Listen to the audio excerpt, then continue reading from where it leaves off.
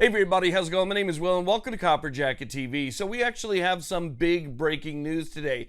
The Department of Justice Civil Rights Division, headed up by Harmeet Dillon, has followed through on an investigation into 2A infringements in the state of California and today filed a first of its kind lawsuit in the state. Again, addressing 2A infringements. This is massive. I am looking forward to it. So let's talk about what's going on.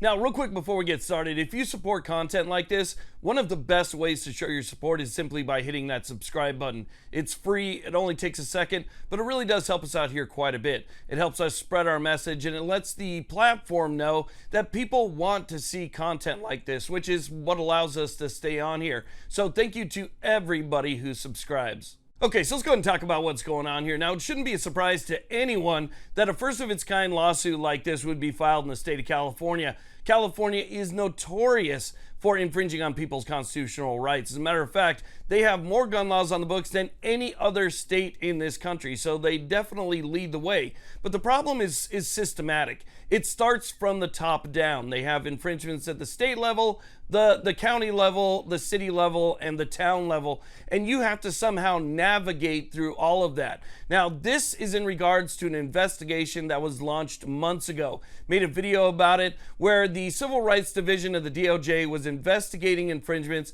by the Los Angeles County Sheriff's Department, specifically due to wait times for CCWs that can extend up to years. Now, we were all pretty excited when we found out that the DOJ was investigating these infringements. As a matter of fact, Harmeet Dillon said that this was just the beginning. She was going to launch investigations into other counties and other states as well. So this is going to become more widespread.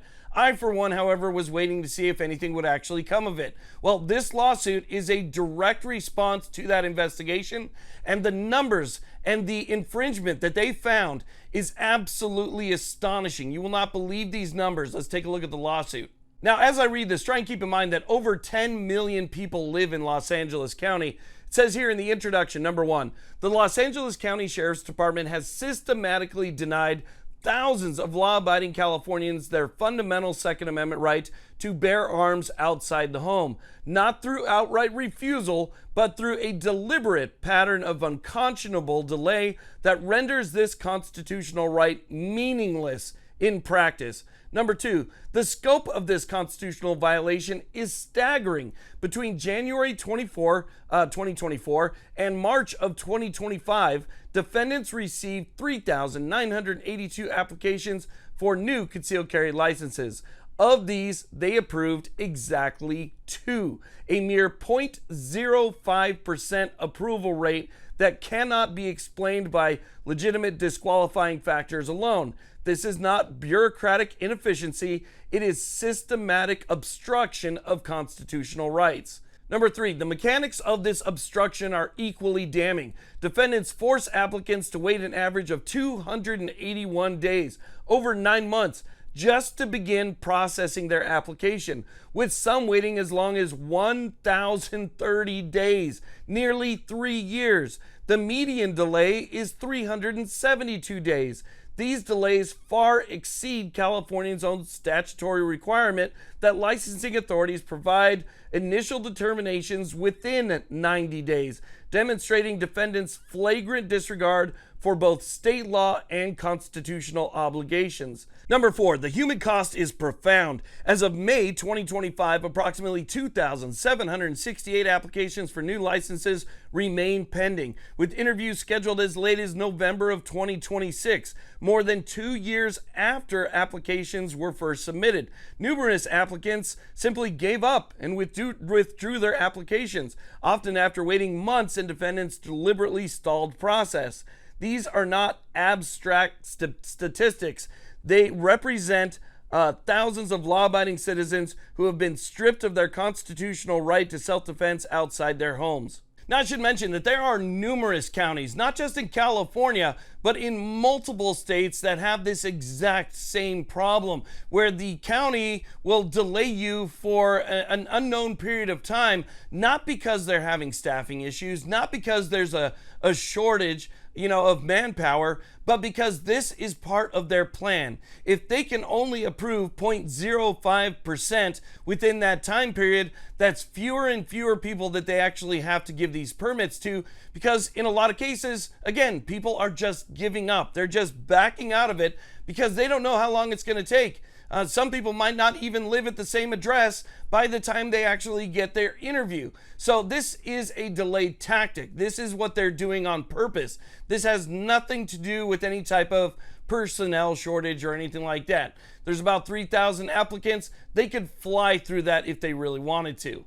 Now you can see here in the press release that came out from the DOJ just moments ago, it says Civil Rights Division files its first Department of Justice affirmative lawsuit in support of gun owners. That's why this is so huge. This is something that has not happened before. So it says the Civil Rights Division today filed a lawsuit against the Los Angeles County Sheriff's Department due to their pattern or practice of infringing on the Second Amendment rights of law-abiding citizens seeking concealed carry weapons permits. This lawsuit is the first affirmative lawsuit in support of gun owners filed by the United States Department of Justice. On March 27, 2025, the division initiated its first of its kind Second Amendment investigation due to numerous complaints of unreasonable delays in CCW permitting decisions by the Los Angeles County Sheriff's Department.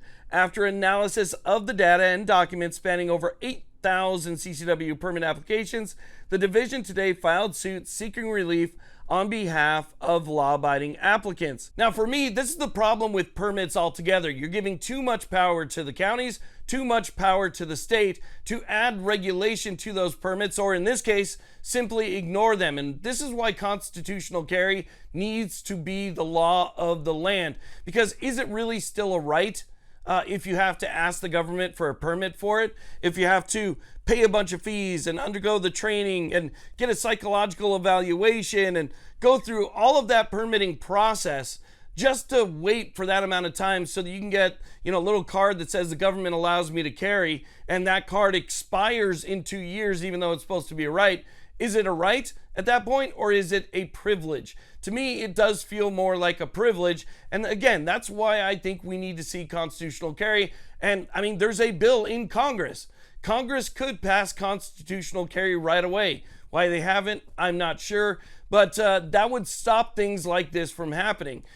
People should be allowed to carry because the Constitution says we have a right to bear arms. And it says nothing about asking the government's permission or getting your little picture on a card first. So to me, that's the infringement that needs to be overturned. But this is still a huge step. And it's a huge step because it is a complete departure from previous Department of Justice that have gone the opposite direction, where they've tried to infringe on our rights. Thankfully, Harmy, Dillon, and the Civil Rights Division are working on our behalf to try and get at least some of them back. So while I would like to see this expanded into more cities and more counties and more states, and eventually I'd like to see constitutional carry pass through Congress, this is still a great start and something that should be commended. So I wanted to share that with you. Again, big breaking news out of the state of California, and I hope these lawsuits continue up and down that state and many others. So I wanted to share that with you guys. I want to thank you all very much for watching.